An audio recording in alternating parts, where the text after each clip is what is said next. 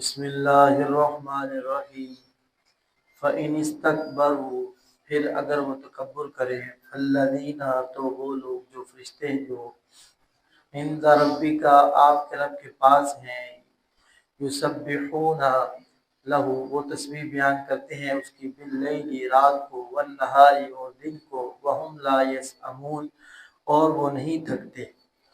اللہ رب العالمین اس سے پیچھے جو ہے اپنے بندوں کو اپنی نشانیوں کا، سورج، چاند، ستارے وغیرہ کا ذکر کر کے اس بات کی رغبت دلا رہے تھے کہ جو اس تمام کائنات کا مالک ہے تو اسی کے سامنے سجدہ کرو، سارے کے سارے، اس کے علاوہ کسی کے سامنے سجدہ نہ کرو۔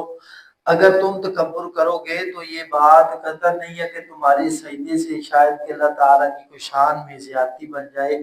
یا تمہارے سجدہ نہ کرنے سے اللہ تعالیٰ کی شان میں کوئی نقص آ جائے۔ وہ تو وہ ذات ہے کہ جو جس کو سجدہ تم بھی نہیں، سارے کے سارے فرشتے کیا، رات دن اور تمام مخلوقات اس کو سجدہ کرتے ہیں، اس کی تسبیحات کرتے ہیں۔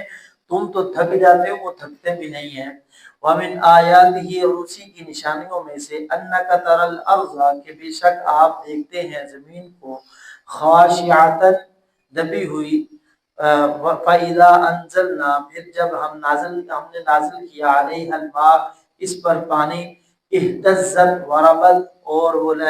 لہلہانے لگی اور ابھر آئی بلند ہو کر۔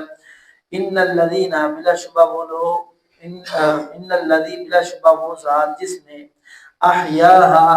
زندہ کیا اس زمین کو، لمحی الموتى، کہ البتہ زندہ کرنے والا ہے مردوں کو، انہ علی کل شیء قدیر، بے شک وہ ہر چیز پر خوب قادر ہے، قدرت رکھنے والا ہے۔